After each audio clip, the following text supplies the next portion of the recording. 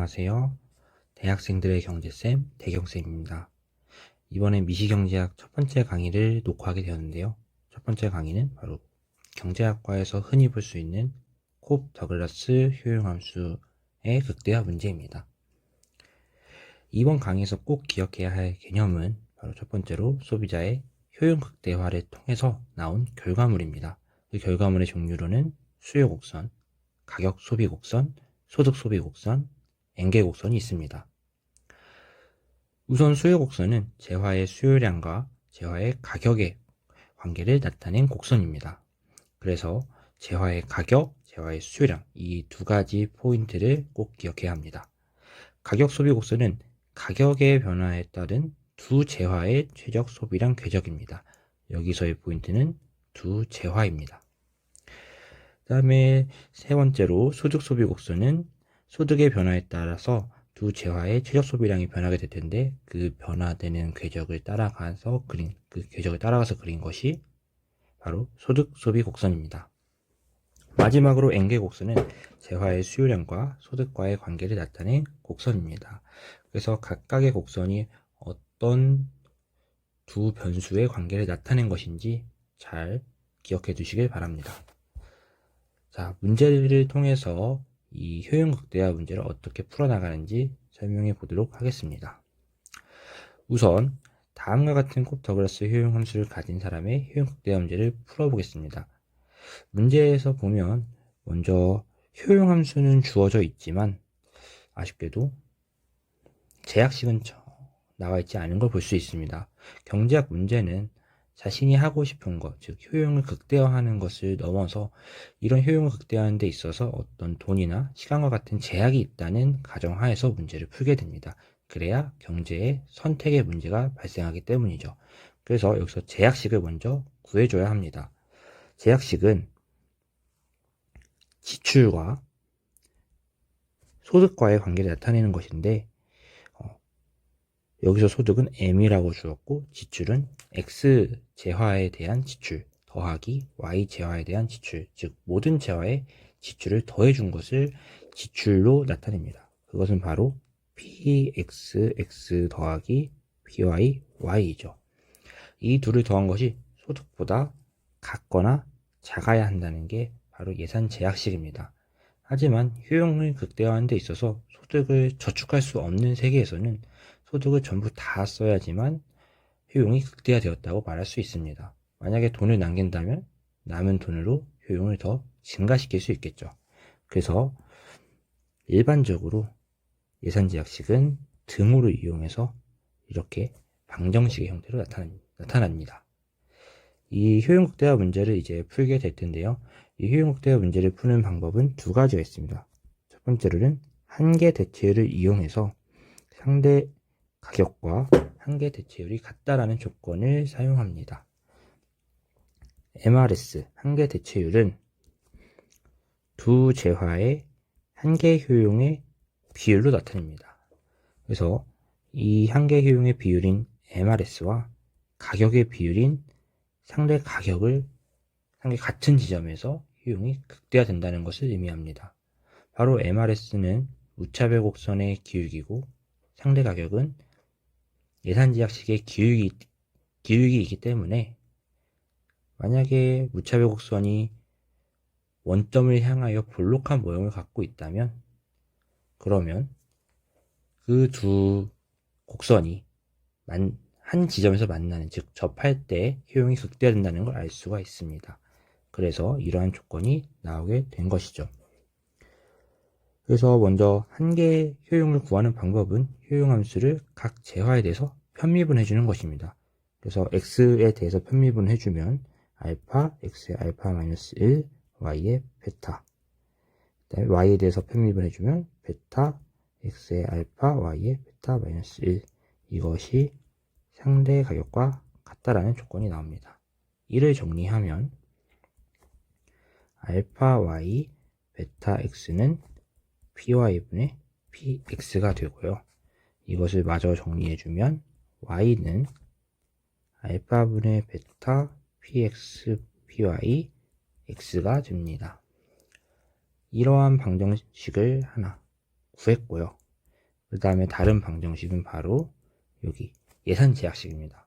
x하고 y의 값을 구해야 하기 때문에 두 개의 식이 필요한데 바로 첫 번째 식은 이 MRS와 상례 가격이 같다라는 식이었고 다른 하나는 바로 예산 제약식입니다. 이 두 식을 연립해서 x와 y를 구해주면 됩니다.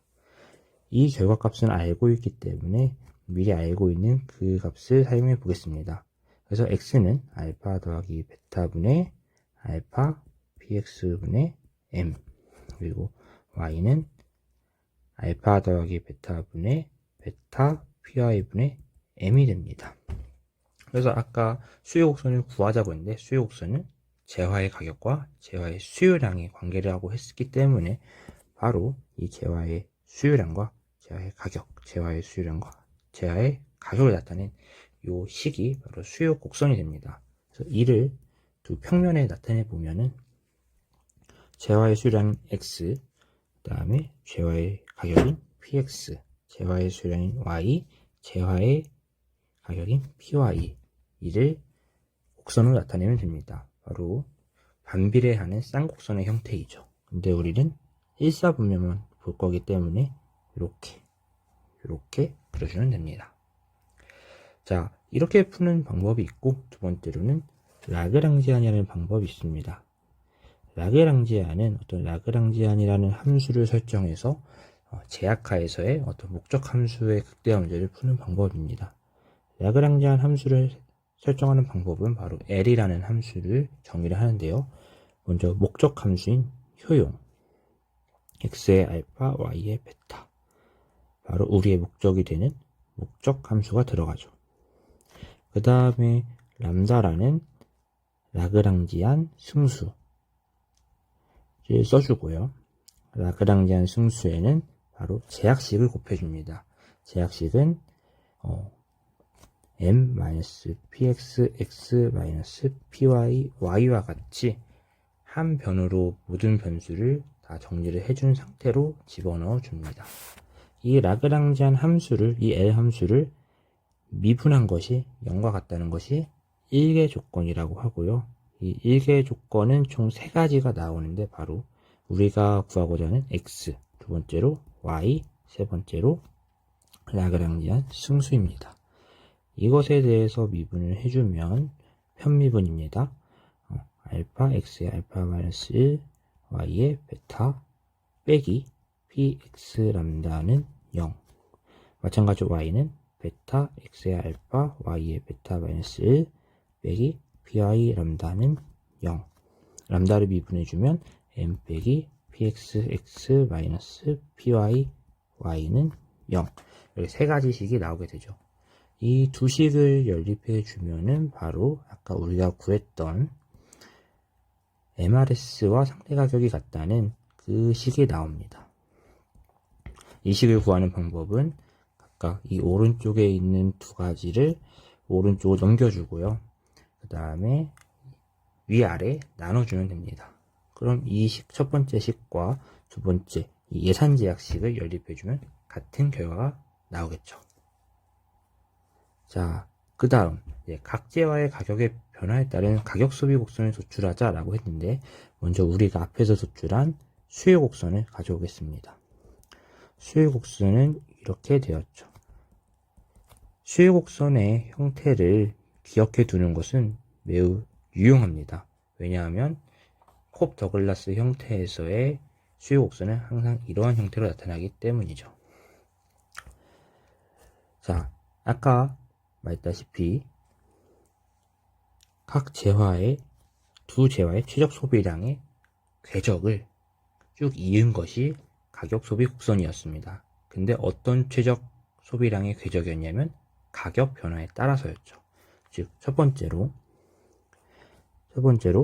px가 변화할 때 px가 증가할 때 x는 감소하지만 y는 변하지 않습니다. 두 번째로 py가 증가할 때 x는 감소하지 않고 y는 감소합니다. 그래서 각각의 그래프로 나타내 보면은 먼저 px가 증가할 때 x는 감소하고 y는 가만히 있기 때문에 수평인 직선이 나타납니다. 두 번째로 py가 증가할 때 y만 감소하니까 수직인 직선이 되겠죠. 그래서 이렇게 구해주면 됩니다. 그 다음 이제 소득 소비 곡선은 마찬가지로 두 재화의 최적 소비량의 궤적인데 소득의 변화에 따른 최적 소비량이었죠.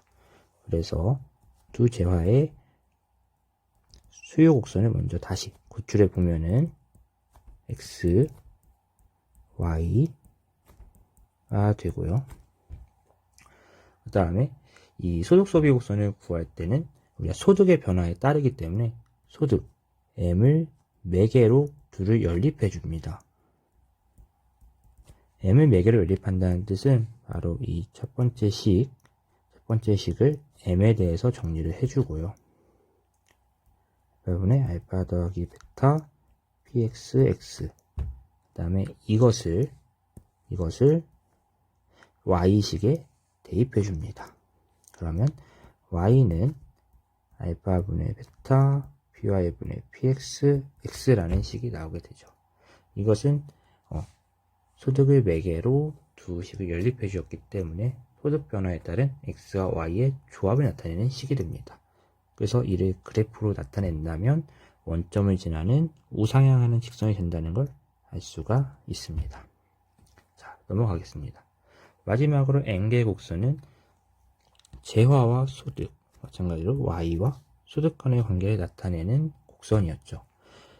다시 수요 곡선을 가져온다면 이렇게 나타낼 수 있는데 이것은 자세히 보면은 우리가 아까 수요 곡선은 재화의 가격과의 관계를 나타냈기 때문에 그 둘에 집중을 했지만 이제는 재화의 수량과